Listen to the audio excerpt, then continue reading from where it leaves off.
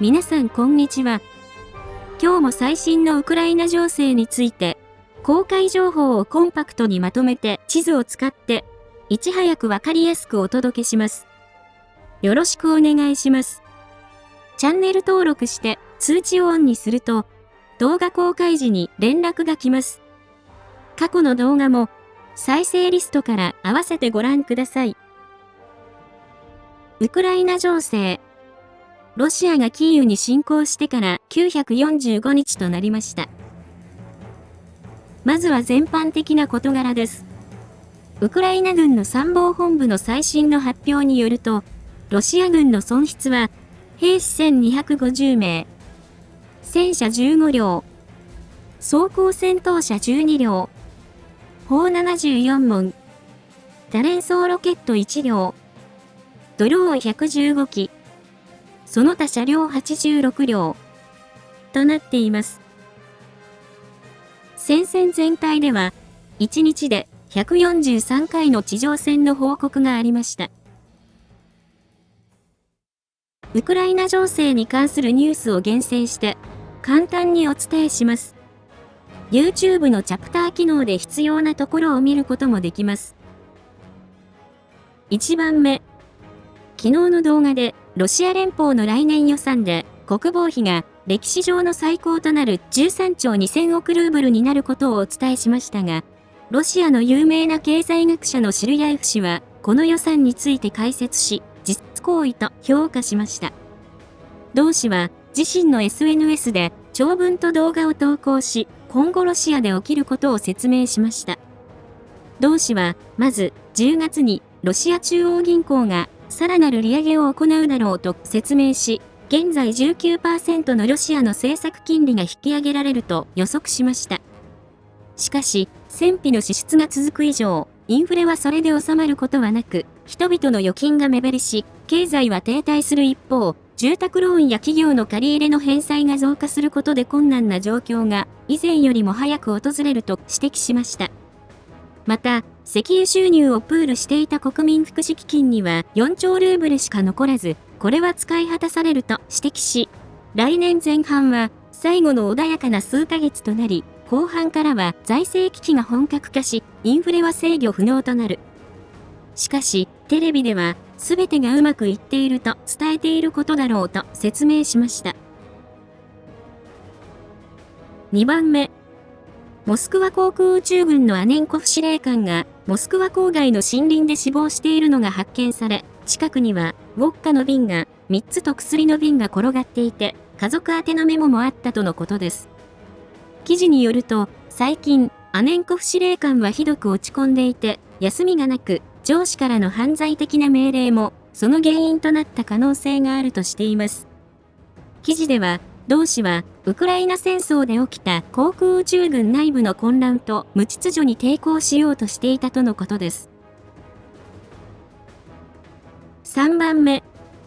クレムリンのプロパガンダに変化が起きています。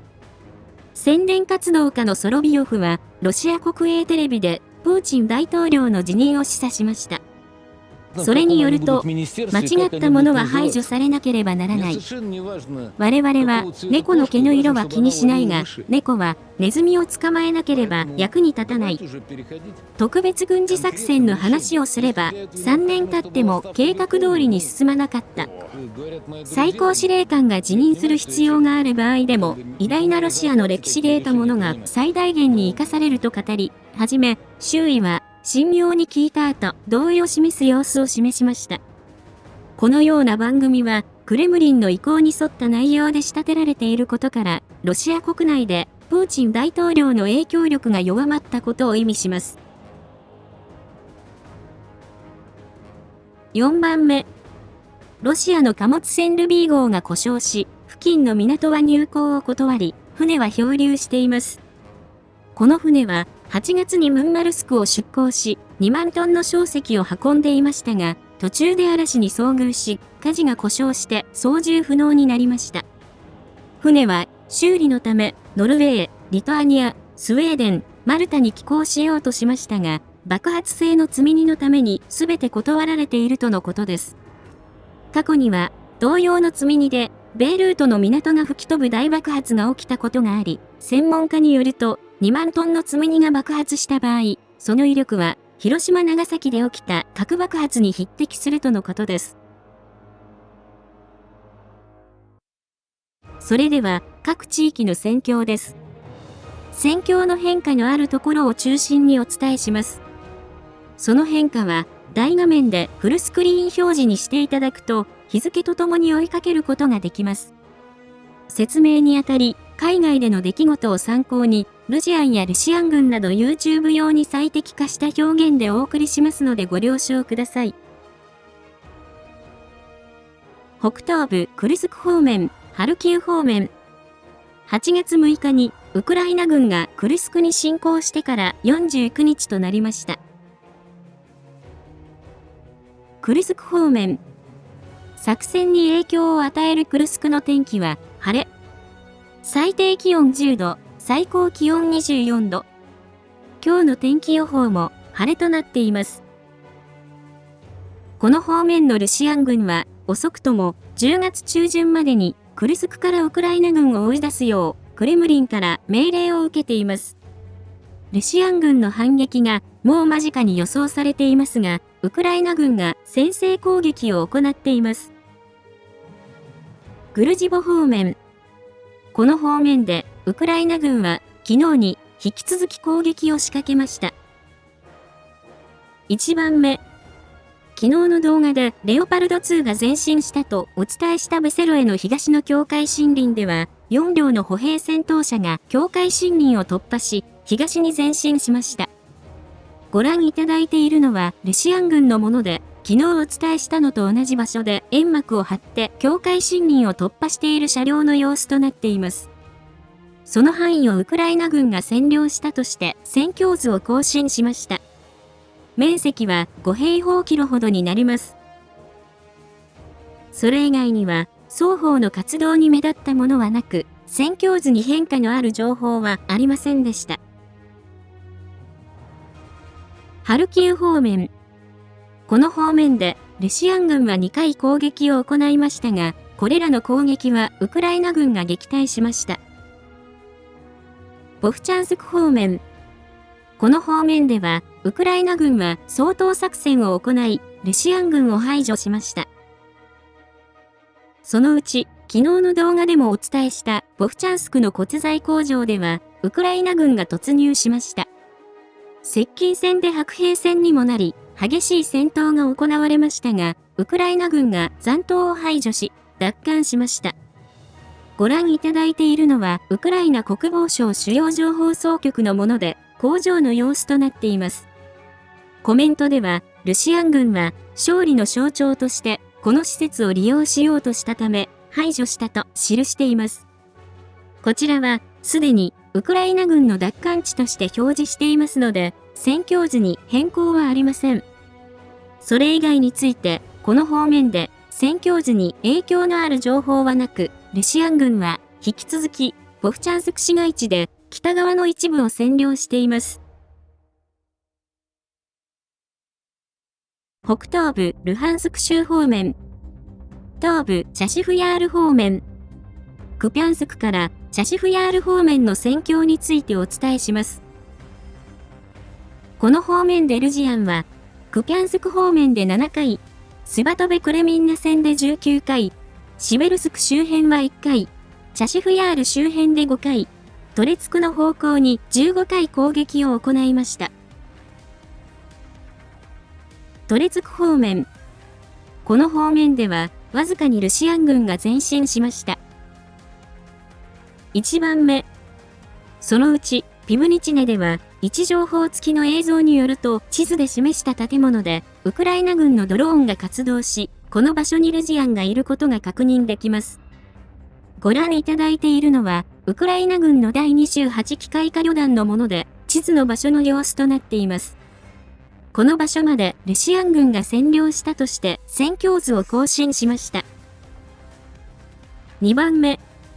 また、トレツクでは、ウクライナ軍が反撃し、地図の位置までウクライナ軍が前進し、ルシアン軍が設置した地雷で前進が停止しました。ご覧いただいているのはルシアン軍のもので、地図で示した場所に進むウクライナ軍のマキシキシプロ対地雷装甲車両の様子となっています。この場所は9月21日の動画でロシア軍が占領したとお伝えしましたが、係争地に戦況図を更新しました。それ以外については、これらの方面でロシア軍の攻撃はウクライナ軍が撃退し、戦況図に変更はありませんでした。南東部ドネツク州ポクロフスク、クラホフブレミフカ方面の戦況についてお伝えします。この方面でルジアンは、ポクロフスク方面で30回、クラホフ方面では21回、ブレミフカ方面で6回攻撃を行いました。一時期は、ポクロフスクだけで60回程度の攻撃回数がありましたが、攻撃回数は半減しました。ポクロフスク方面。この方面で、ロシア軍は、要衝ポクロフスクを占領するため、まず前哨地となるセリドベの攻略に注力しています。1番目。セリドベの東では、位置情報付きの映像によると、ロシア軍は24時間突撃を行い、前進しようとしていますが、ウクライナ軍が線路をキルゾーンにして防衛しています。ご覧いただいているのは、ウクライナ軍のカラダグ特殊部隊の撮影したもので、地図で示した場所周辺でルジアンを観察している様子となっています。戦況図に変更はありません。2番目。ウクラインスクを占領したロシア軍は、北に向かい、セリドベの攻撃を開始しています。ご覧いただいているのは、ロシア軍の撮影したもので、鉱山の西の運河付近で、ロシア軍の装甲車2両が偵察を行っているところとなっています。メモによると、攻撃や地雷の有無を確認しているところで、この車両は運河まで到達して帰還したとされています。戦況図では、この手前の鉱山までをロシア軍が占領したとして戦況図を更新しました。面積は2平方キロほどになります。ブレミフカ方面。この方面で、ロシア軍は、ブフレダールの占領に向けて、激しく攻撃を行っています。ブフレダールの今後について、戦争研究所の分析では、ロシア軍は占領できる可能性があるとしながら、どのくらい時間がかかるかは、ウクライナ軍の決定次第であると分析しています。つまり、ロシアンが占領できるかどうか、どのくらいの時間かかるかについては、ウクライナ軍が、防衛のための部隊を投入するかどうかにかかり、ブフレダールは高台にある要塞で秋のデーネ駅まで持ちこたえれば丘を登って要塞の中に入り占領するのはますます困難になるとしています。また、ここではロシア軍は2022年の後半と2023年の初頭に2回の大規模な攻撃を行い、2回とも部隊が壊滅する大敗北を喫しています。その後、ウクライナ軍が要塞の防衛を強化している可能性があるとも指摘しています。さらに、ウクライナ軍にとって、ブフレダールの戦略的な意味合いは薄く、陥落しても、ウクライナ軍にとって大きな影響はない一方、ロシア軍が3回目の敗北を喫した場合には影響は大きいと評価しています。1番目。ボジャネの北西にあるピブデンノドンバスカ3号炭鉱では、炭鉱の中心の建物で、ロシア軍が旗を掲げて占領を主張しました。その場所を、係争地からロシア軍が占領したとして、戦況図を更新しました。2番目。